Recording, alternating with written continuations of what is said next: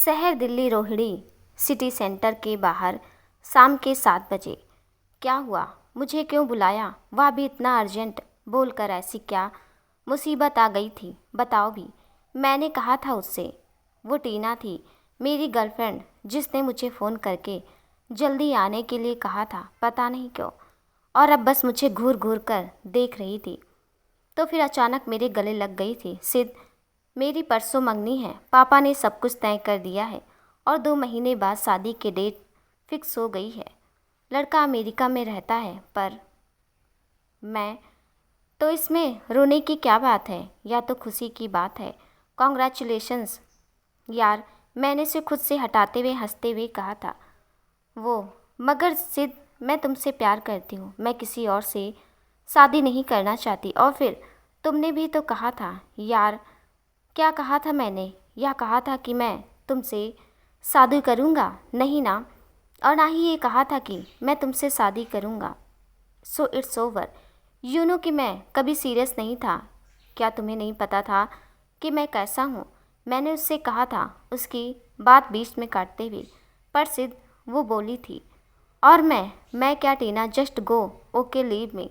मैंने कहा था उससे, जा रही हूँ। तुम बहुत बुरे हो सिद्ध। मेरे दोस्तों ने रोका था मुझे तुमसे दोस्ती करने के वक्त, मगर मैं फिर भी क्या यार, मैं चिल्ला उठा था। पता नहीं क्यों मुझे गुस्सा आ गया था। टीना, तुम बहुत बुरे हो सिद्ध, बहुत।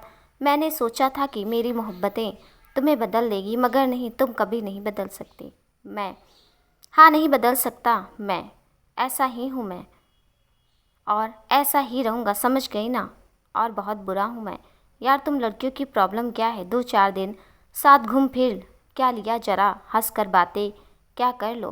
तुम लोग तो गले ही पड़ जाती हो। 1 साल से सिद्ध, मैं 1 साल से तुम्हारे साथ रिलेशनशिप में हूँ, और तुम कह रहे हो चंद दिन। दिल तो चाह रहा है कि तुम्हें बहुत बद्दुआएं दूँ, मगर नहीं, यह मेरी मोहब्बत की तौहीन होगी जो मैंने तुमसे की थी। मैं जा रही हूँ, पर यह मेरी दुआ है कि तुम्हें भी किसी से उतनी ही शिद्दत से मोहब्बत हो जाए, और जिससे हो वो उसी तरह तुम्हारे जज्बात से अनजान रहे, जैसे तुम आज मेरी फीलिंग से हो। तब तुम्हें पता चलेगा कि एक दिल के टूटने से इंसान के वजूद के कितने टुकड़े हवा में बिखर जाते हैं, और बंदा हाथ पर हाथ धरे रह जाता है। या मेरी दिल से निकली हुई दुआ है। सिद्धार्थ मल्होत्रा, तुम्हारे लिए जा रही हूँ मैं। टेक केयर, उसने कहा था और पलट कर चली गई थी, और मैं अपनी बाइक पर बैठ गया था। उसे जाते हुए देख रहा था। रात का सन्नाटा और मैं, और जाती हुई वो। जाओ, चली जाओ मेरी ज़िंदगी से। तुम्हारी जैसी रोज़ जाने कितनी आई और गई, और मैं आज भी वहीं पर खड़ा हूँ। मुझे कोई फ़र्क नहीं पड़ता, और ना ही डर लगता है, ना किसी की बद्दुआओं की, और ना ही किसी की दुआओं की ज़रूरत है मुझे। Because I am Siddharth Malhotra. मैं सिद्ध मनहूस मशहूर बिजनेसमैन अमित मल्होत्रा का इकलौता बेटा, मल्होत्रा इंडस्ट्री का इकलौता वारिस। उम्र 24 साल, देखने में लंबा कद, गोरा रंग, ब्राउन आंखें, और एक हैंडसम सा दिखने वाला बंदा, जिस पर ना जाने कितनी लड़कियां मरती थीं और मर भी गई थी। मगर मुझे कोई फ़र्क नहीं पड़ता कि किसी दिल टूटे या फिर उसका वजूद। I don't care. मैं किसी को फोर्स नहीं करता था कि मेरे करीब आओ, मगर उन्हें खुद शौक था आग से खेलने का। तो आग से खेलोगी तो हाथ तो जलेगा ही, और तकलीफ़ भी होगी ही। लुधियाना का एक छोटा सा गांव। हीर, हीर, तेरा अपॉइंटमेंट लेटर आ गया है दिल्ली की यूनिवर्सिटी से। तो सिलेक्ट हो गई है। एक बहुत बड़ा सरसों का खेत जो उनके पीले फूलों से लहरा रहा था, और चारों तरफ चल रही हवा से बिखर रही थी। या फिर यूँ कहिए कि उड़ती हुई जुल्फ़े। वो लड़की थी हीर चौधरी फ्रॉम लुधियाना, जिसने दिल्ली यूनिवर्सिटी में ग्रेजुएशन के लिए अप्लाई किया था, और उसका सिलेक्शन हो गया। और उसकी दोस्त हाथ में एक लेटर लिए उसकी तरफ भागते हुए कह रही थी, और हीर ने पलट कर उसे देखा और मुस्कुराते हुए कहा था, सच्ची? हीर चौधरी, उम्र 20 साल, गोरा गुलाबी रंग, समंदर जैसे गहरी आंखें, और उस पे उसकी घनी पलकें, गुलाबी होंठ, मतलब कि वो बिल्कुल अपने नाम की ही तरह हीर। After 1 years, boys hostel, Mayur Vihar, Delhi. Phone पर ना जाने कब से रिंग बज रही थी और समर बार बार चादर से अपना चेहरा छुपा लेता था। मैंने कितनी बार कहा है कि देख लो किसका फ़ोन है, पर वह नहीं उठा था। वो रात भर जाग कर स्टडी कर रहा था और सुबह 4 बजे जाकर वह सोया था। जब मैं बाहर से आया था तो उसे देखा था, वह पढ़ रहा था और 3 दिन बाद हमारे एग्ज़ाम थे और वह बहुत मेहनत कर रहा था। सुबह के 8 बजे मैं समर समर यार फ़ोन बज रहा है तुम्हारा कब से, देखो तो कितना फ़ोन है, किसका फ़ोन है इतनी सुबह सुबह। समर यार मुझे नींद आ रही है, तू देख ले, जिसका भी फ़ोन है बोल दे कि मैं बाथरूम में हूँ और 1 घंटे बाद कॉल करे। मैंने उसकी बात सुनी थी और आखिर में उसका फ़ोन उठाया था। उस पर एक अननोन नंबर शो कर रहा था जिससे कॉल आ रही थी। मैंने कॉल रिसीव की थी और इससे पहले कि मैं कुछ बोलता उधर से आने वाली आवाज़ ने मुझे कुछ बोलने का ही मौका नहीं दिया था। हेलो, हेलो समर जी, कहाँ हो आप? और फ़ोन क्यों नहीं उठा रहे थे? मैं कब से कॉल कर रही हूँ। तबीयत तो ठीक है ना आपकी? आप कुछ बोल क्यों नहीं रहे हो? हाय रब्बा, कुछ हो तो नहीं गया आपको? वह किसी लड़की की आवाज़ थी। मैं सच में हैरान रह गया था, या नेहा की आवाज़ तो नहीं थी जो समर की गर्लफ्रेंड थी। फिर किसकी? तुम कुछ बोलने दोगी तब तो कुछ बोलूँगा ना। आखिर में मैंने उससे कहा था। वो कौन बोल रहा है? और समर जी कहाँ हैं? तुम कौन हो? उनका फ़ोन तुम्हारे पास कैसे? वो सीधे सीधे आप जनाब से तुम पर आ गई थी और मैं सोच रहा था बड़ी अजीब लड़की है यार। मैं समर वॉशरूम में है, तुम 1 घंटे बाद कॉल करना। फिर मैं इतना कहकर फ़ोन काट दिया था और एक नज़र समर पर डाली थी जो अभी भी चादर से अपना चेहरा छुपाए बेखबर सो रहा था, फिर जाग रहा था पता नहीं। यह मेरी और उसकी पहली मुलाकात वाली बात थी। उसकी आवाज़ अभी भी मेरे कानों में गूंज रही थी। समर जी, मैं सोचकर मुस्कुरा दिया था। आवाज़ तो काफ़ी मीठी है और बातें उफ। करीब 2 घंटे बाद समर वॉशरूम में कॉलेज जाने के लिए तैयार हो रहा था और मैं अपनी रात भर की नींद पूरी करने में बिजी था। तभी किसी ने दरवाज़ा पीटा था ज़ोर ज़ोर से और मैं अपने सुंदर सपनों से बाहर आ गया था और बिस्तर पर उठकर बैठ गया था और दरवाजे की तरफ देखा था। मैंने एक नज़र कमरे के बाथरूम की तरफ देखा था। समर अभी भी फ्रेश हो रहा था। यह समीर बिना कितना टाइम लगाता है वॉशरूम में, ज़रूर पिछले जन्म में कोई प्रिंसेस रहा होगा, तभी तो यह और उसके नखरे। मैंने मर बड़बड़ाते हुए दरवाज़ा खोला था जिसे अभी भी बाहर से कोई पीट रहा था। मैंने सोचा था कि यह जो भी है इसे तो मैं छोड़ूंगा नहीं आज, और उस वक्त मुझे नहीं पता था कि यह क्या कहे हुए अल्फाज मुझे पकड़ लेंगे हमेशा के लिए। मैंने दरवाज़ा खोला था और जैसे दरवाज़ा खुला था सामने खड़ी लड़की जो ना जाने कितनी जल्दी में थी अंदर आने के लिए मुझे धक्के देते हुए अंदर घुसी थी और मुझे गिरा कर खुद मेरे ऊपर गिर पड़ी थी।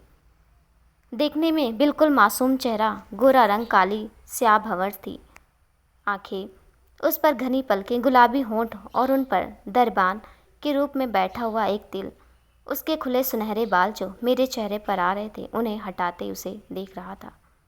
और तभी तुम यहाँ कैसे? समर की आवाज़ पर हम दोनों चौंक गए थे और वह जल्दी से उठकर खड़ी हो गई थी। और समर जी आप? मैं वाह, यहाँ मेरा एडमिशन हो गया है यही के कमलाश्री कॉलेज में, और आपको फ़ोन किया था मैंने सुबह, पता नहीं किसने उठाया था। वो उठ गई थी, वह कहते ही आगे बढ़ रही थी और मेरे पैर के ऊपर भी चढ़ गई थी। ओह सॉरी जी, उसने मुझे पीछे मुड़कर देखकर कहा था और मैं भी जल्दी से उठकर खड़ा हो गया था कि आखिर यह तूफ़ान है कौन और समर के साथ इसका क्या रिश्ता है। वह लड़की सीधे समर के गले जाकर सीधे गले लग गई थी। मैं सच में बहुत हैरान था। समर, हीर ये बॉयज़ हॉस्टल है, हीर और वह मेरा दोस्त है सिद्धार्थ मल्होत्रा। मैं यहाँ अकेला नहीं हूँ। Behave your self. उसने उसे खुद से खींच कर अलग किया था और कहा था ओ सॉरी, एक्साइटमेंट में हो गया आपसे मिलने की खुशी में। Hello, I am Heer, Heer Chaudhary, Samar ji की मंगेतर फ्रॉम लुधियाना। उसने मेरी तरफ देखा था और हाथ बढ़ाया था और मैं बस उसकी वह चमकदार आंखें की तरफ देख रहा था जो बातें बहुत कर रही थी। मैंने उससे हाथ मिलाया था। मैं सिद्धार्थ मल्होत्रा उर्फ सिद्ध, समर का दोस्त और रूम पार्टनर। वाह जी वाह, आप रूम पार्टनर हैं और मैं लाइफ पार्टनर, क्या बात है। उसने हंसते हुए कहा था और मैं बस उसकी मासूमियत को देख रहा था। तभी समीर, हीर बस करो, तुम यहाँ क्या कर रही हो यह बताओ, उसने कहा था। हीर फिर समर के पास जाकर बताया तो था मेरा एडमिशन हो गया यहीं के कॉलेज में। मैं ग्रेजुएशन नहीं करूँगी और तुम्हारे साथ मेरा मतलब है कि हमने कुछ दोस्तों ने मिलकर एक फ्लैट ले लिया यहाँ और अब मैं यहीं रहूँगी और हमें एक दूसरे के साथ वक्त बिताने का टाइम भी मिलेगा, उसने कहा था। और मैं सिर्फ दोनों को बस देख रहा था। फिर कुछ समय बाद वह चली गई थी और समर बेड पर सर पकड़कर मूड ऑफ करके बैठ गया था। मैं, क्या हुआ? तूने कभी बताया नहीं कि तेरी एक मंगेतर भी है। मुझे तो लगा था कि मैं ही ऐसा हूँ, पर तू तो। समर, हाँ, बचपन में ही मंगनी हो गई थी हमारी। बहुत लंबी कहानी है, फिर कभी बताऊँगा फुर्सत से। वैसे प्यारी है बहुत, लकी बॉय। हाँ, मैंने उसे एक पंच मारते हुए कहा था। समर, प्यारी नहीं, पूरी पागल है। और अब वह यहाँ रहेगी, इसी शहर में मुझे पागल करने के लिए आई है। एनीवे, मुझे कॉलेज के लिए देर हो रही है। नेहा मेरा वेट करती होगी, बाद में मिलते हैं। वह इतना कहकर चला गया था और मुझे हीर की वही आंखें याद आ रही थी जिनकी पलकें वह बार बार जब झपकाती थी। वह सचमुच वाली हमारी पहली मुलाकात थी, वो हीर और मैं। सिद्ध, समर के जाने के बाद मेरा रूम में अकेला और मैं सिद्धार्थ मल्होत्रा, उम्र 25 साल और एक मेडिकल स्टूडेंट, मगर ज़बरदस्ती का डॉक्टर बनने के लिए मुझे इस लाइन में कोई इंटरेस्ट नहीं था, मगर पापा की वजह से करना पड़ रहा था, या उनकी इच्छा थी और मैं उसे पूरी करने में लगा हुआ था। दिल्ली की एक रिच फैमिली से मेरा ताल्लुक़ था। मैं मशहूर बिजनेसमैन अमित मल्होत्रा का बेटा था। फैमिली के नाम पर पापा, उनकी चौथी बीबी शैली और मेरी एक बहन नीति थी। क्या कहा आपने? मेरी मम्मी और पापा का मेरे बचपन में ही डाइवोर्स हो गया था। जब मैं 9 साल का था, मम्मी पापा की रोज़ रोज़ के अफेयर से परेशान होकर आखिर शादी के 10 साल बाद हमें छोड़कर चली गई थी। मुझे तो उनका चेहरा भी ठीक से याद नहीं है, मगर क्या फ़ायदा, मम्मी के जाने के बाद भी पापा तो नहीं बदले और ना ही उनके अफेयर्स रुके। और फिर एक के बाद दूसरी और दूसरी के बाद तीसरी, तीसरी के बाद चौथी शादी भी की। सैली आंटी से मेरा मतलब है कि मेरी चौथी सौतेली माँ और उनकी बेटी नीति बहुत अच्छे हैं। खासकर सैली आंटी पापा से बहुत प्यार करती हैं, शायद इसलिए इतने सालों से सब कुछ जानते हुए भी वह पापा के साथ रह रही हैं। खुश दिखाई भी देती हैं या फिर खुश होने का दिखावा करती हैं, पता नहीं। कभी कभी मुझे लगता है कि औरतों को कोई नहीं समझ सकता। प्यार ही बहुत अजीब सी चीज़ है। एक पापा हैं जिन्हें हर दिन किसी ना किसी से प्यार हो जाता था, और एक सैली आंटी हैं जिन्हें पापा के अलावा कुछ भी नज़र नहीं आता था, उनकी गलतियां भी नहीं। और मैं सिद्ध, मुझे तो एक बात ही समझ में नहीं आती कि लोग प्यार करते क्यों हैं, जब उन्हें इसमें सिवाय तकलीफ़ के कुछ भी नहीं मिलता है। पर वह कहते हैं ना, प्यार का दर्द है मीठा मीठा प्यारा प्यारा, बस ऐसा ही है। मगर I don't believe in love. मुझे इन सब बातों में बिल्कुल भी दिलचस्पी नहीं है। जैसा कि 1 साल पहले और कल की रात मुझे मेरी गर्लफ्रेंड ने छोड़ा था, या फिर मैंने उसे छोड़ा था। मैंने बचपन से यही सब देखा था, तो रिलेशनशिप में बिलीव करना बहुत मुश्किल है, क्योंकि मम्मी ने भी पापा से तलाक लेने के बाद जल्दी दूसरी शादी कर ली थी। मैंने सुना था उस वक्त पापा किसी से फ़ोन पर बातें करते हुए उसे बता रहे थे। और अब तो खैर बात और है। उसके बाद वो भी अपनी लाइफ में बिजी हो गई, मगर मुझसे मिलने आती थी कभी कभी। मगर फिर मैंने ही उनसे मिलने से इनकार कर दिया था। क्यों, ये तो आपको मेरी कहानी में आगे जाकर पता चलेगा। मेरी ज़िंदगी भी बहुत अजीब थी। मम्मी छोड़कर चली गई और फिर एक के बाद एक नई मम्मी से मुलाकात। अब बताइए, ऐसे बच्चे के ऊपर क्या असर पड़ेगा। तो बस बचपन से जवानी तक ना जाने कितनी लड़कियां मेरी ज़िंदगी में आई थी और चली भी गई थी। कभी कोई टिकी ही नहीं जो मुझे समझ सके। बस हर बार एक ही बात कहती थी, सिर्फ तुम कभी नहीं बदल सकते। अब इन्हें कौन समझाए कि बदलना कौन चाहता है। मैं जैसा हूँ वैसा ही मुझे कबूल करो ना। और फिर बात वहीं पर ख़त्म और ब्रेकअप शुरू। मैं बहुत लंबी लंबी बातें करता हूँ। बात हो रही थी समर के जाने के बाद। की और मैं कहाँ से कहाँ चला आया। असल में मैं हर रोज़ रात को हॉस्टल देर से आता हूँ और कल रात भी मैं देर से आया था तो देखा कि समर पढ़ाई कर रहा था और 3 दिन बाद हमारे एग्ज़ाम सर पर थे। मगर मैं बेफिक्र था, अगर फेल हो भी गया तो क्या, पापा मुझे कैसे भी करके डॉक्टर बना ही देंगे, पूरा अस्पताल ही खरीद कर दे देंगे, मगर मुझे डॉक्टर बना कर ही दम लेंगे। I know him. उस दिन अचानक मुझे पता चला कि समर की एक मंगेतर भी है। बहुत अजीब सा लगा था मुझे, क्योंकि समर पिछले 3 सालों से एक ही लड़की को डेट कर रहा था, तो मुझे उससे एक ऐसी उम्मीद नहीं थी। और मैं तो ऐसा था ही ऐसा। हीर चौधरी देखने में बेहद सादगी, मासूमियत से भरी आंखें और दिल में कोई नौ छो नहीं। मैंने आज तक बहुत सी लड़कियों के साथ वक्त गुजारा था, मगर वैसी आंखें मैंने आज तक नहीं देखी थी। पर अब मुझे यह समझ नहीं आ रहा था कि अगर हीर ने से समर की इंगेजमेंट हो चुकी थी तो वह नेहा के साथ क्यों है। इस सवाल का जवाब भी आगे की कहानी में जाकर पता चलेगा। तो फिर चलिए बढ़ते हैं कहानी की तरफ। हमारा कॉलेज, मैं और समर क्लासेस करने के बाद कॉलेज की कैंटीन के तरफ बढ़ रहे थे, तभी किसी की मीठी आवाज़ ने हमारे कदम रोक दिए थे और हमने पीछे देखा था। समर जी, यह हीर थी यहाँ पर, वह कहते हुए वह हमारी तरफ बढ़ रही थी और मैं उसे देखकर मुस्कुरा दिया था। पता नहीं क्यों, बस खुद ब खुद स्माइल आ गई थी। बस उसकी आवाज़ सुनकर बाकी के स्टूडेंट्स कभी उसे तो कभी समर को देख रहे थे। सफ़ेद कुर्ती के साथ पटियाला सलवार और उस पर चुनरी दुपट्टा, वो बहुत अच्छी लग रही थी। उस पर उसके लहराते बाल। समर जी, उसने कहा था। और तभी समर का हाथ खींचते हुए, तुम यहाँ और कितनी बार कहा है मुझे समर जी मत कहा करो, चलो यहाँ से, उसने कहा था। फिर उसे खींचते हुए कैंटीन की तरफ चल रहा था। और हीर, पर मैं सिर्फ समर कैसे कह सकती हूँ, बचपन की आदत है, मुझे अच्छा लगता है आपको समर जी कहना। समर उसे घूरते हुए, आइंदा मुझे आप और समर जी बिल्कुल मत बुलाना। यह दिल्ली है, तुम्हारा लुधियाना नहीं। तो यह अपनी या जाहिलों वाली हरकतें वहीं करना, यहाँ नहीं, समझी, उसने कहा था। और एक झटके से हीर का हाथ छोड़ दिया था और उसे चेयर पर बैठा दिया था। हम कैंटीन में पहुंच चुके थे और मैं भी उसके साथ साथ यहाँ आ गया था और एक चेयर खींच कर बैठ गया था।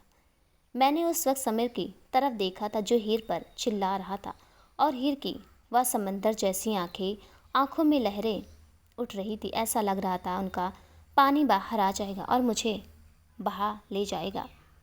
अच्छा जी समर जी, सॉरी अगेन समर, समर कहूँगी ठीक है, उसने अपनी पलकें झपकाते हुए कहा। और आवाज़ में अजीब सा सूनापन था। जो बोल रहा था मगर वह मुस्कुरा रही थी, ताज्जुब वाली बात थी। मैं सच में हैरान था कि इसे कोई फ़र्क क्यों नहीं पड़ रहा है कि समर ने इसे अभी क्या कुछ कहा था, मगर उसे कोई फ़र्क नहीं पड़ता था। यह लड़की में सच में पागल है, या मुझे उस दिन समझ में आया था। मैं हमेशा सुना था या पढ़ा था कि औरत ममता, स्नेह, प्रेम, त्याग की मूरत होती। ईश्वर ने उसे ऐसा बनाया ही था। पर जब मम्मी मुझे छोड़कर गई थी तो मेरा यकीन टूट गया था। मगर जब मैं पापा की चौथी बीबी सैली आंटी से मिला था तब मुझे लगा था कि यह सब सच है। यह दुनिया जितनी बड़ी है उतनी ही तरह के इसमें लोग हैं। सैली आंटी ने मुझे बिल्कुल अपनी औलाद की तरह ही प्यार दिया था, और वह मेरी इतनी नफ़रत और उनसे बदतमीजी करने के बाद भी वह मुझे बहुत स्नेह और प्यार देती रही। कमाल की औरत थी वह भी, जो पापा के साथ टिक गई थी। उन्हें पापा से बहुत मोहब्बत थी, और जो उन्हें छोड़कर चली जाती थी या फिर जिनके साथ वह दिन भर बिजी रहते थे, घूमते थे, फिरते थे, या उन लोगों को तो सिर्फ उनके पैसों से प्यार था। और फिर एक दिन पापा का एक्सीडेंट हो गया था और अब वह चल फिर नहीं सकते थे, व्हील चेयर पर ही रहते थे। एक्सीडेंट के दौरान उनके पैरों में बहुत चोटें आई थी, जिस कारण से उन्हें इन्फेक्शन हो गया था और वह धीरे धीरे उनके पूरे शरीर में फैल रहा था, जिस वजह से डॉक्टरों ने उनका एक पैर काटना पड़ा था। और फिर इतने सालों बाद उनके दूसरे पैर का भी ऑपरेशन हुआ था, और अब वह चल फिर नहीं सकते थे और अब घर पर ही रहते थे। और हमारा बिजनेस सैली आंटी ही देख रही थी। इतना कुछ होने के बाद भी सैली आंटी उनके साथ थी, उनसे प्यार करती थी, उनका ख्याल रखती थी। और मेरी छोटी बहन नीति जो 13 साल की थी, उसे पढ़ने के लिए हॉस्टल भेज दिया था। और मैं यहाँ दिल्ली में रहता हूँ और मेरे घर वाले नोएडा में। मैं कभी कभी छुट्टियों में घर जाता हूँ और मुझे ना जाने क्यों पापा के ऊपर बहुत गुस्सा आता है। जिस औरत को उन्होंने कभी भी अहमियत नहीं दी थी, आज वह उनके साथ खड़ी थी उनकी मुश्किल घड़ी में। और सैली आंटी को भी मैंने कई बार कह दिया था कि क्यों नहीं छोड़ देती आप इन्हें, तभी इन्हें समझ आएगा किसी को छोड़ना क्या होता है। मगर सैली आंटी सच में बहुत अच्छी थी। औरत सच में एक पहेली है, इसे कोई नहीं समझ सकता है और ना ही सुलझा सकता। एक मेरी मम्मी थी जो पापा की हरकतों से परेशान होकर आखिरकार चली गई थी, और एक सैली आंटी थी जो ना जाने क्या था उनमें, या फिर क्या थी वो पापा को क्यों नहीं छोड़ना चाहती थी। शायद मोहब्बत इसी को कहते हैं। मैं लुधियाना के एक छोटे से गांव से हूँ जहाँ के चौधरी सुजान सिंह के यहाँ मेरी माँ काम करती थी और पिताजी भी उनके यहाँ काम करते थे। मगर अचानक पिताजी की मौत हो गई थी। तब मैं बहुत छोटा था, फिर उन्होंने ही मुझे पाला था। मैंने वहाँ की सरकारी स्कूल में अपनी पढ़ाई कंप्लीट की थी और सुजान सिंह चौधरी ने मुझे मेरी पूरी पढ़ाई का खर्चा उठाया था, और साथ ही साथ मैं दोनों बहनों की शादी जो मुझसे बड़ी थी उनकी शादी का खर्चा भी उन्होंने उठाया था। मेरी माँ की दवाइयों से लेकर हमारे घर की हर छोटी छोटी ज़रूरतों का उन्होंने बहुत ख्याल रखा था। हमें कभी पिता की कमी महसूस नहीं होने दी। कुल मिलाकर कहूँ तो उनके बहुत एहसान है मुझ पर, और जिसका बदला वह अपनी एक पागल बेटी की शादी मुझसे करके लेना चाहते हैं, मुझे घर जमाई बनाकर। हीर चौधरी चौधरी साहब की इकलौती बेटी, और मेरी मंगनी उसे से बचपन में ही हो गई थी। जब मैं स्कूल में था उस वक्त मैं बच्चा था, मुझे इतनी समझ नहीं थी, मगर अब मैं इस पागल को ज़िंदगी भर नहीं झेल सकता हूँ। तो अब क्या करेगा? मंगनी तोड़ देगा? और नेहा तेरी गर्लफ्रेंड, उसका क्या? मैंने समर की दुख भरी कहानी सुनने के बाद उससे पूछा था। समर, पता नहीं आगे क्या होगा, पर मैं नेहा से बहुत प्यार करता हूँ और हीर से तो कभी शादी नहीं करूँगा। मैं पहले शाम को उसके साथ सिटी मॉल जाने के बारे में सोचा, जो तुझे बोलकर गई है कि तुम उसे लेकर जाओगे। उसे ग्रोसरी का कुछ सामान खरीदना है। तो यार, मैं नहीं जा रहा कहीं भी उसके साथ। वहाँ पर वो भी कोई ना कोई तमाशा करेगी, और वैसे भी शाम को मैं और नेहा फिल्म देखने जा रहे हैं। तो आज तो अपनी गर्लफ्रेंड को छोड़कर उसके साथ चले जाना प्लीज़। और अगर फिर मेरे बारे में पूछे तो कहना कि मुझे स्टडी करनी थी, एग्ज़ाम की तैयारी कर रहा हूँ, समर ने कहा था। और मैं सिर्फ उसे देख लंबी सांस लेकर, ठीक है, पर यह आखिरी बार है, आइंदा मैं यहाँ नहीं करूँगा, क्योंकि अब वह इसी शहर में है तो तुझे बार बार बुलाएगी मदद के लिए, और मैं नहीं जाऊँगा, मैंने कहा था। थैंक्स सर, उसने कहा था, और फिर हम क्लास अटेंड करने चले गए थे। मैं समर की बात मान तो गया था, मगर मुझे यह सब बहुत अजीब सा लग रहा था। समर नेहा के साथ फिल्म देखने जा रहा था और मैं हीर के साथ मॉल जाने वाला था। मैंने समर से कह दिया कि ये आखिरी बार है, मगर उस वक्त मुझे पता नहीं था कि ये आखिरी नहीं या पहली बार था, बल्कि यह तो अभी शुरुआत थी मेरी ज़िंदगी की नए चैप्टर की। हम कॉलेज से हॉस्टल आ गए थे और मैंने समर से कहा था कि यार, अगर हीर ने अपने पापा को बता दिया कि तू उसे सिटी मॉल लेकर नहीं गया है बल्कि मैं गया हूँ, तो क्या तेरे लिए मुश्किल नहीं हो जाएगी? समर, ऐसा कुछ नहीं होगा, टेंशन मत ले, उसने बड़े आराम से कहा था। और मैं सच में इस बात पर थोड़ा हैरान हुआ था, मगर मेरी हैरानी तब दूर हो गई थी जब मैं फिर से दोबारा हीर से मिला था। समर नेहा के साथ चला गया था और मैं हीर की बिल्डिंग के बाहर खड़ा था, जहाँ के एक फ्लैट में वह 3-4 लड़कियाँ एक साथ रहती थी। समर ने मुझे उसका नंबर दिया था तो मैंने उसे कॉल किया, रिंग जा रही थी। और अजीब बात थी, जब मैंने उसका फ़ोन अपने हाथ में सेव किया था तब समझ नहीं आ रहा क्या लिखूँ। मैंने सोचा कि उसका नाम ही लिख देता हूँ। उसकी आंखें वही समंदर जैसी गहरी। मैंने उसका नाम अपने फ़ोन में लिख दिया था, हीर चौधरी। वो सच में हीर थी, बिल्कुल अपने नाम की तरह। पता नहीं उसका नाम उसकी तरह था या फिर वो अपने नाम की तरह था। है हेलो, कौन?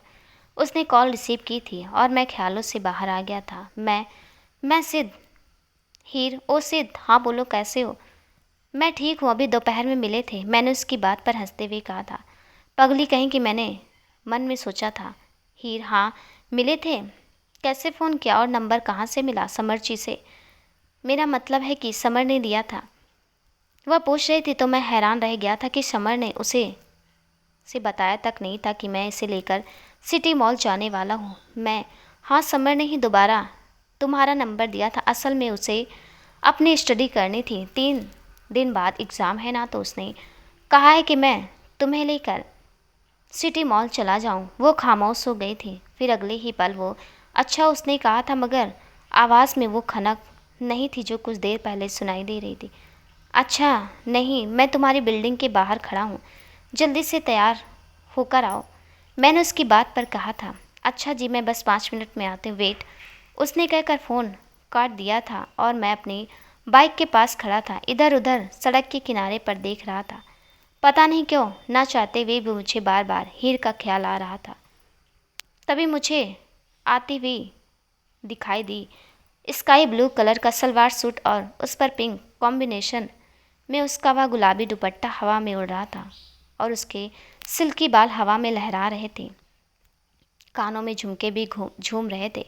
उसकी चाल से सच में बहुत खूबसूरत थी। मैं बस उसे देखता रह गया था और तभी क्या हुआ, उसने जब अचानक मेरे करीब आकर कहा था तो मैं मुस्कुरा दिया था। कुछ नहीं, चलो, मैंने बाइक पर बैठते हुए कहा था।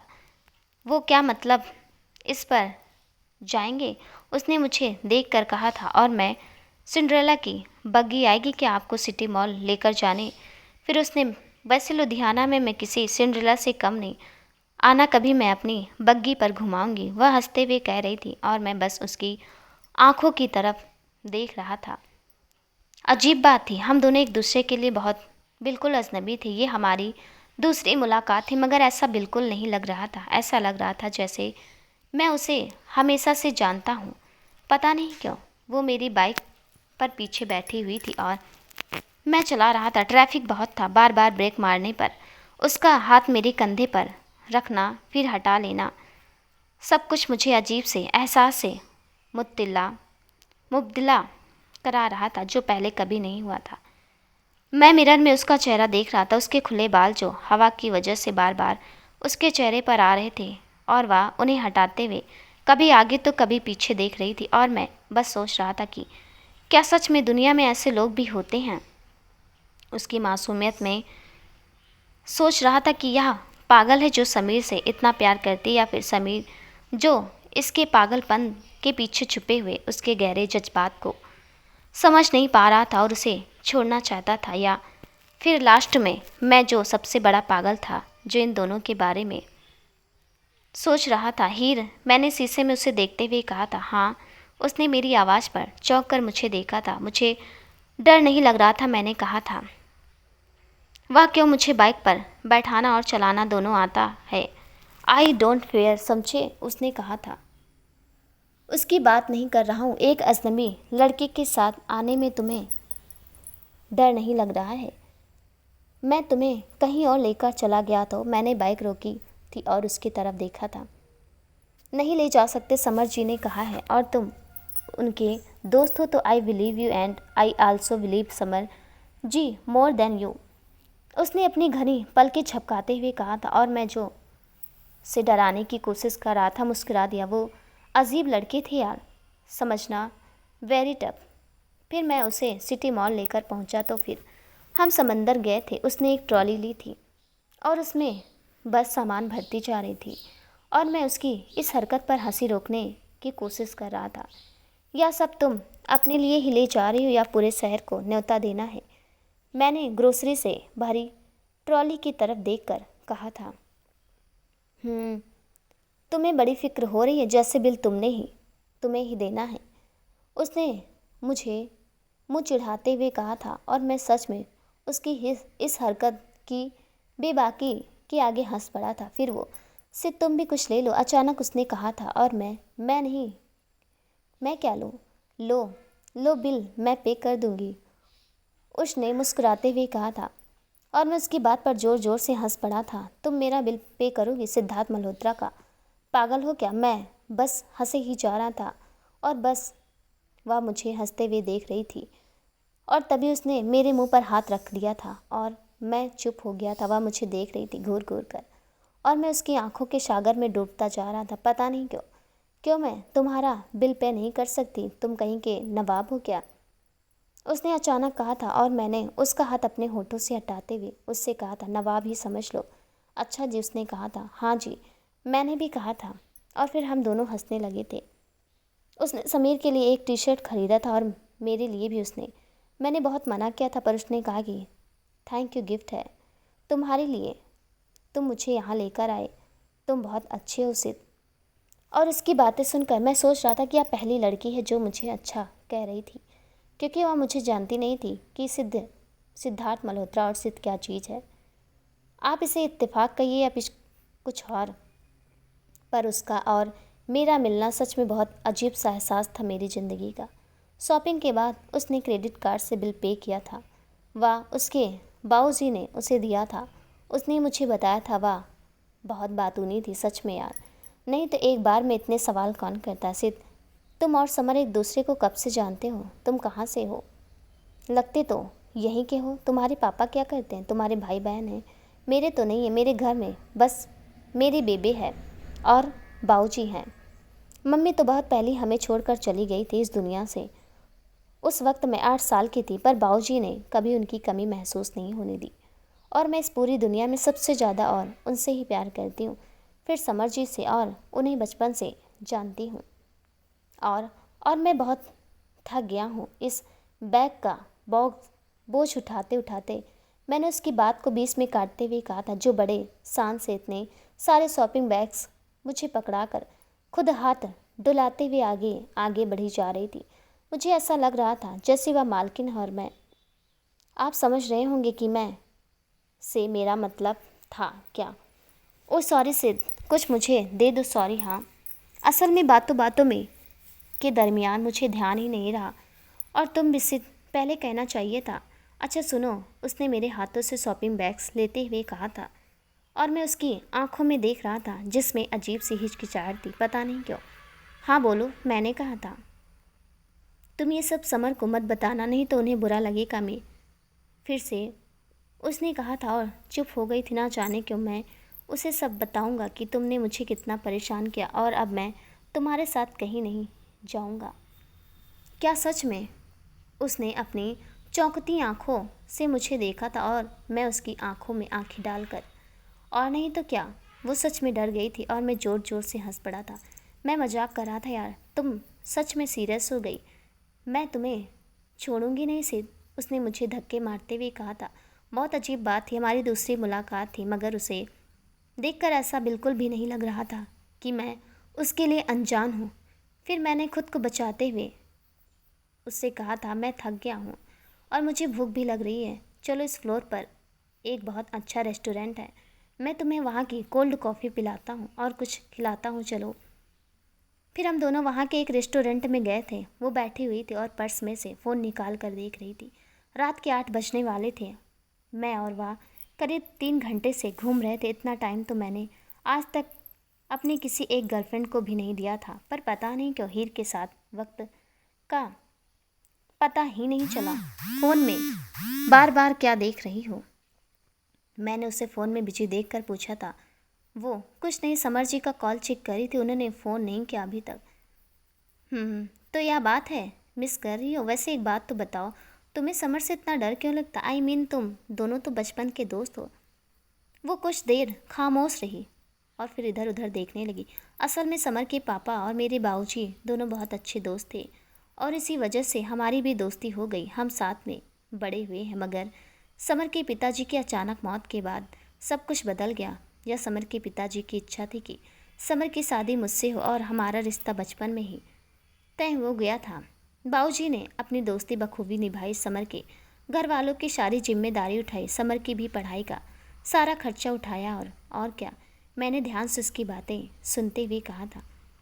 और फिर मैं बाबूजी की इकलौती औलाद हूँ, मेरा उनके सिवा कोई नहीं है, और वह समर जी को अपने बेटे की तरह चाहते हैं। इसलिए उन्होंने सोचा कि अगर मेरी शादी समर से हो जाएगी तो वह हमारी सारी प्रॉपर्टी का मालिक हो जाएगा और उन्हें संभाल लेगा, और मुझे भी। और तुम क्या चाहती हो? मैंने उससे पूछा था। मैं समर को चाहती हूँ, बस पता नहीं कब से और क्यों, बस मुझे उसके अलावा कुछ नहीं दिखाई देता है। अब तुम इससे बेवकूफ़ी कहो या अंधी मोहब्बत, बस मुझे उससे मोहब्बत है और मैं उसके अलावा किसी के बारे में ना सोचती हूँ ना सोचना चाहती हूँ। हाँ, वह थोड़ा सा अकड़ू है, मगर I know he is know my feelings. या फिर एक दिन उसे मेरी मोहब्बतें जीत लेगी बस, उसने कहा था। मगर लास्ट वाली लाइन कहते हुए वह कुछ कहीं खो सी गई थी। और मैं, सिद्धार्थ मल्होत्रा, जो इतने सालों तक ना जाने कितनी लड़कियों से मिला था, मगर उससे बड़ी पागल मैंने आज तक नहीं देखी थी। मुझे ऐसा लग रहा था वह जानती थी कि समर उसे अब पसंद नहीं करता और ना ही उसके साथ अपने ज़िंदगी के सफ़र में चलना चाहता था, मगर यह पागल ज़बरदस्ती उसका साथ हाथ पकड़े हुए थी। मैं बस तुम्हारे साथ ही चलूँगी बस। मुझे जहाँ तक पता है कि मोहब्बत अंधी होती, मगर सेल्फ रिस्पेक्ट भी कोई चीज़ होती है यार। मगर नहीं, मोहब्बत तो उसे भी पीछे छोड़ देती है। यह बात मुझे हिर्स से मिलने के बाद पता चली थी कि मोहब्बत तो बस मोहब्बत होती है। फिर कहाँ खो गई तुम? क्या सोच रहे हो? अचानक उसकी आवाज़ से मैं अपने ख्यालों की दुनिया से बाहर आ गया था। फिर से मैं अपने सर पर हाथ फेरते हुए, कुछ नहीं, बस ऐसे ही तुम कुछ कह रही थी, मैंने कहा था। तुम मुझे यहाँ खिलाने पिलाने लाए हो या बातें करने? उसने मुझे घूर कर देखा और मैं उसकी सदा का कायल हो गया था। बहुत ही अजीब सी सुलझी हुई पहली थी वह मगर दूसरों को उलझाने वाली। मैं, हाँ बताओ तुम्हें क्या पसंद है? वेटर, मैंने उससे पूछा था और वेटर को इशारा किया था। वो, मुझे आइसक्रीम खानी है, बटर स्कॉच बस। और तुम? 2 हक्का नूडल्स और साथ में 1 प्लेट मंचूरियन और 1 कप कॉफ़ी बस। वो 2 प्लेट क्यों? मुझे ज़्यादा भूख नहीं है ना, इसलिए। वो, हाँ सच। क्या सच में? मैं, हीर, तुम सच में बुद्धू हो, एक तुम्हारे लिए और एक मेरे लिए। डफर, और इतनी सर्दी में आइसक्रीम कौन खाता है? मैंने उसके सर पर मारा था हल्के से, और वह, उस ठंडी चीज़ों का मज़ा ठंडी में ही आता है जनाब। ऐसा क्या? उसने मुस्कुराते हुए कहा था। उसके बाद फिर मैंने उसे अपने करीब उसके अपने बारे में बताया कि मैं सिद्धार्थ मल्होत्रा कौन हूँ। मेरी मम्मी पापा, मेरी बहन नीति शैली आंटी और मेरी अभी तक की सारी गर्लफ्रेंड और समर से मेरी दोस्ती। क्या सच में तुमने इतनी सारी लड़कियों को डेट किया है? कमाल के बंदे हो यार। सिर्फ एक बात पूछूं? उसने अपनी वही घनी पलकें झपकाए हुए मुझे देखा था। मैं, हाँ पूछो। वो, तुम्हें सच में आज तक किसी से प्यार नहीं हुआ या फिर कोई मिली नहीं? सच बताऊं? हाँ तो क्या मुझसे झूठ बोलकर क्या मिलेगा तुम्हें? उसने नूडल्स खाते हुए कहा था। मैं, यह प्यार वार सब मेरे लिए नहीं बनी है। यह चीज़ें हैं या भी। फिर लड़कियाँ, मैं बहुत जल्दी बोर हो जाता हूँ उसने उनसे, पता नहीं क्यों। और भला कोई ही ऐसा इंसान है कि शायद पूरी ज़िंदगी कैसे गुजार सकता है? मैं कह रहा था, और बस वह मुझे देख रही थी। फिर तुम समर से दूर ही रहना, संगति का असर हो जाता है दोस्तों पर, उसने कहा था। और मैं उसकी इस मासूमियत पर बहुत ज़ोर से हंसा था। अब तो मैं हर वक्त समर के साथ ही रहूँगा मिस हीर, मैंने भी बस कह दिया था। मैं तो मजाक कर रही थी, पता है। तुम बहुत अच्छे हो सिद्ध। मैं दुआ करूँगी जैसे मुझे समर से मोहब्बत हो गई थी कि मेरे लिए उससे ज़्यादा कोई चीज़ मायने नहीं रखती है कि वह क्या है। बस मुझे यह पता है कि वह मेरा है। वैसे ही तुम्हें भी ऐसे ही किसी से मोहब्बत हो जाएगी, तुम्हें बस उसके अलावा कुछ नहीं दिखाई दे। और देखना, मेरी मांगी दुआएं बहुत कबूल होती हैं, उसने आखिर में हंसते हुए कहा था। और फिर अपना पर्स उठाया था। चलो अब बहुत देर हो रही है। वह पलटी थी और मैं सोच रहा था कि मेरे लिए दुआएं करने से बेहतर है कि अपने लिए दुआएं करो, क्योंकि तुम जिसे अपना समझ रही हो वो तुम्हारा था ही नहीं कभी। फिर मैं शॉपिंग बैग्स उठाए उसके पीछे पीछे चल दिया था। और फिर उसकी बिल्डिंग्स के बाहर रात के 9 बजे रहे थे। मैं उसके फ्लैट तक उसे छोड़ने गया था। सामान ज़्यादा था। उसने डोर बेल बजाई थी और एक लड़की ने गेट खोला था। और फिर, हीर आ गई तुम? और यह कौन है? वह तुम्हारा मंगेतर तो बहुत हैंडसम है यार, लकी गर्ल, उसने उससे कह रही थी। मैंने सुना था और मैं उसे बाय कहकर वही दरवाजे के पास वापस आ गया था। हालांकि उसने मुझे अंदर आने के लिए कहा था, मगर रात बहुत हो गई थी, दरवाज़ा बंद था। और वह अपने दोस्त से कह रही थी, तू भी कुछ भी बोलती है, वो सिद्ध है, समर का दोस्त। कौन से? सिद्धार्थ मल्होत्रा। तभी तो मैं सोचूं कि इतनी ड्रेसिंग, पर्सनालिटी और समर कैसे। यू नो सिद्धार्थ पता है कौन है। आई नो पता है कौन है। और तू ये क्या कह रही है, या क्या कह रही है समर कैसे, क्या मतलब। हाँ बोल रही थी, और मैं दरवाजे के बाहर उनकी बातें सुनकर मुस्कुरा रहा था और फिर मैं सीढ़ियों की तरफ बढ़ गया था। मैंने बाइक स्टार्ट की थी, फिर कि पीछे से आवाज़ आई थी, सिद्ध वाहिर थे। फिर से मैंने पलट कर उसे देखा था। वह भागती हुई आ रही थी और मैंने अपनी बाइक बंद कर दी और उसकी तरफ बढ़ा था। मैं क्या हुआ अब, वो यह मैं तो देना ही भूल गई थी। यह लो, उसने कहा था और एक बैग मेरी तरफ बढ़ा जिसमें वह टी शर्ट थी जो उसने मॉल से मेरे लिए और समर के लिए ख़रीदा था। यार क्या ज़रूरत इतना दौड़ कर वापस आने की, तुम इसे कल भी तो दे सकती थी, मैंने उससे कहा था। तो तेज़ दौड़ने की वजह से हाँफ रही थी वो। हाँ कल देती थी, पर फिर मुझे तुम्हारे कॉलेज या हॉस्टल आना पड़ता, और कल मैं बहुत बिजी हूँ।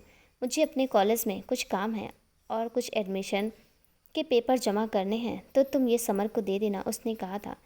ठीक है, अब जाओ, रात बहुत हो गई है, मैंने उससे कहा था। और वहाँ पर खड़े गार्ड को देखा था जो बहुत देर से हमें देख रहा था।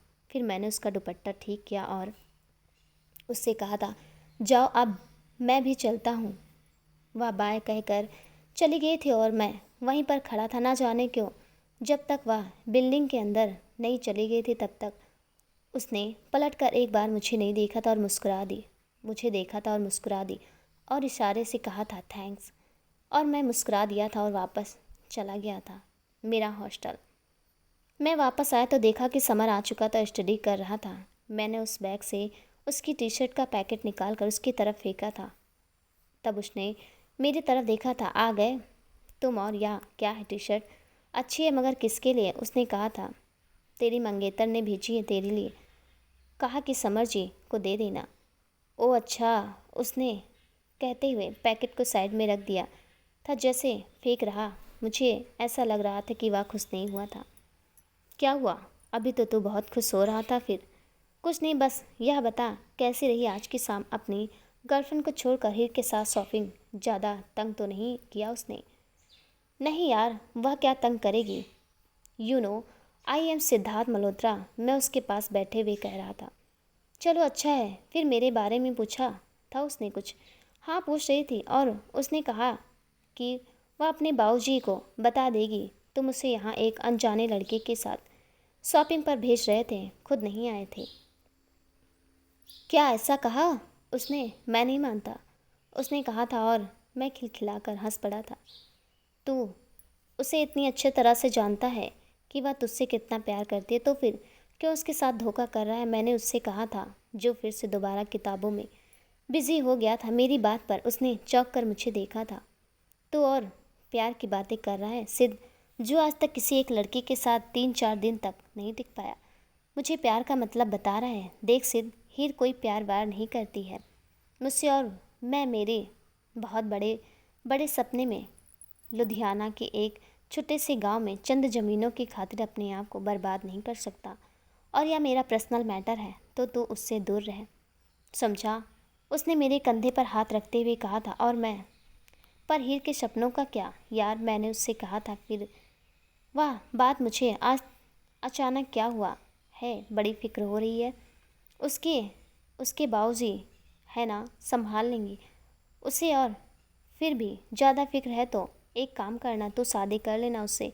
आई हैव नो प्रॉब्लम, ओके। अब मुझे पढ़ाई करने दें, क्योंकि मेरे पास एक अमीर बाप नहीं है, मुझे अपनी मेहनत से अपनी ज़िंदगी बनानी है, समझा। वो कहकर चुप हो गया था और दोबारा पढ़ाई में बिजी हो गया था। मैं उसकी बात का जवाब देना चाहता था, मगर उसके आखिरी के लफ्ज़ ने मुझे अंतर तक झिझोड़ कर रख दिया था कि तो शादी कर लेना उससे, मतलब हद है यार, कोई इतना सेल्फिश कैसे हो सकता है।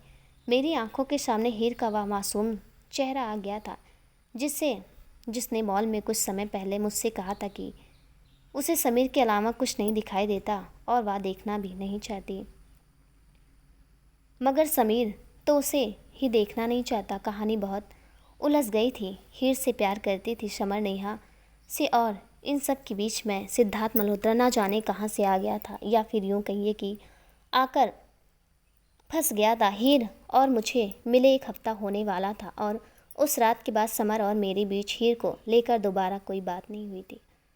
वह उससे मिले या ना मिले, उसने उसे फ़ोन किया या नहीं, या फिर वह नेहा के साथ घूमे फिरे, मुझे इन सब बातों में अब कोई दिलचस्पी या इससे मतलब नहीं था। वैसे भी समर ने ही उस दिन मुझसे कह दिया था कि मैं उसके पर्सनल मामले में दखल ना दूँ, तो बस मुझे क्या, अब वह दोनों कुछ भी करें, आई डोंट केयर। पर पता नहीं क्यों आई केयर फॉर हीर।